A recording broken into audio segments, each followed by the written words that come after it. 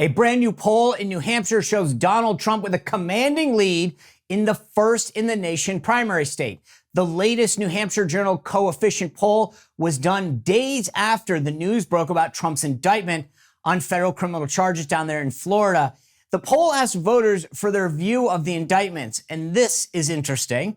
Only 23% said that Trump is guilty and deserves to be punished, while 35% said that they believe Trump had done nothing wrong. The remaining 42%, which is a plurality, said that they weren't sure if he broke the law, but they believed he is only being prosecuted because he's Donald Trump, a real weaponization of the system, if you will. Here's a real interesting takeaway that will blow the minds of most of the lefties of the media, though. When they were asked how the indictments impacted their vote, 42% said that it made them more likely to support Trump, more likely.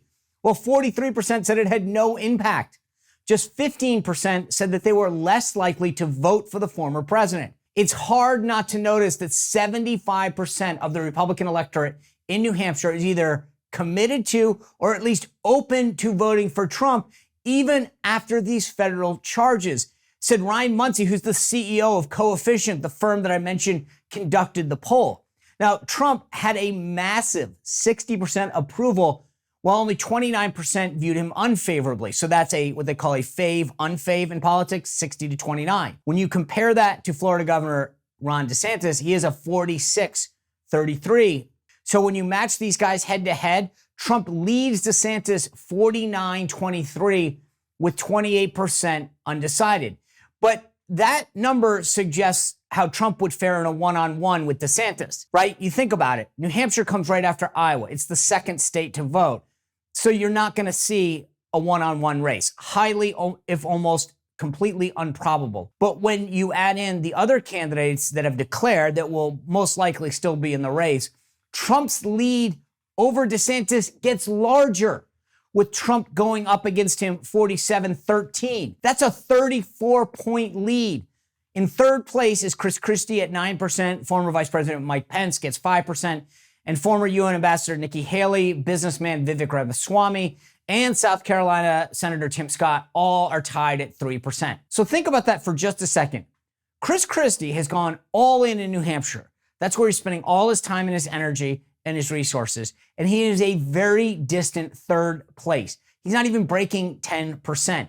DeSantis is barely in double digits at 13%, but he's the only candidate that's actually breaking 10%. This is what Ryan Muncie went on and said about the results of this poll, though. He said Trump continues to show strength and invulnerability in the Republican primary field as he leads his closest challenger by 34%. Now, while Chris Christie has become the darling of the media for this full kamikaze attack mode that he's going in on Trump on, it hasn't clearly translated to increasing support for him.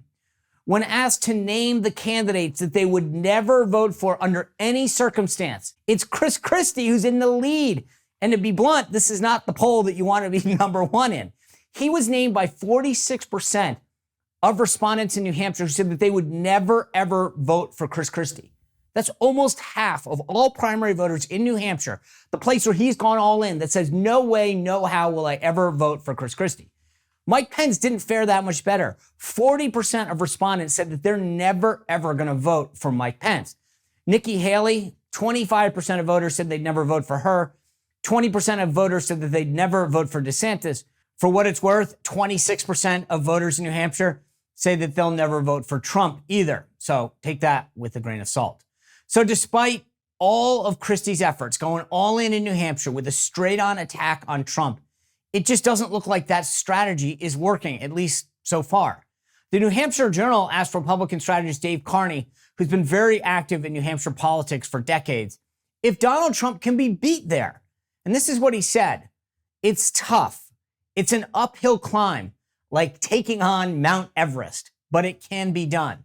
Remember, with Biden bailing on the Democratic primary, you could have as many as 100,000 true independents, unaffiliated voters voting in the Republican primary. I think there will be a lot of fresh blood. Now, here's what Carney's talking about.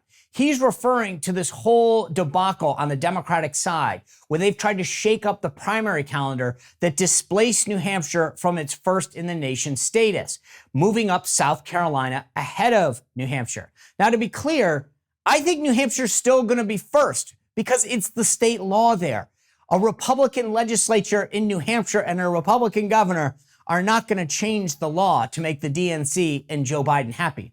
But the DNC and Biden have clearly upset enough Democratic voters who may just sit out or vote in the Republican primary. It's possible. I just don't agree with Carney that that number is going to be 100,000. It may be a few thousand, but it clearly, I don't think, is going to be enough to make a huge difference. Now, I've said it before, and it bears repeating. If Trump wins Iowa, and right now he has a big lead there, but both DeSantis and Pence are in there. That's where they are laying claim to everything that their campaign stands for. And then Trump goes on to win New Hampshire, where Christie is likewise all in. The race for the nomination is over, and Trump will be the nominee after New Hampshire. Additionally, based on this poll, people who are making the electability argument aren't likely to be helped. A plurality, 43%, said that Trump is the only Republican who can beat Biden and turn out the Republican base. This goes against the big argument that so many of the never Trumpers and their friends in the media like to make. Well, just 24% said that Trump will lose to Biden and hurt the party down ticket. You know, it's interesting. Jeff Rowe, longtime strategist who heads up Ron DeSantis' super PAC, said the following to the New York Times. Iowa's cornfields used to be where campaigns were killed off, and now New Hampshire is where campaigns go to die. I agree with him on that. As I said, if Trump comes out victorious in both Iowa and New Hampshire, all those other campaigns will die that night. Well, if you enjoyed this video, click the like button, subscribe, and ring the bell to make sure that you never miss another video.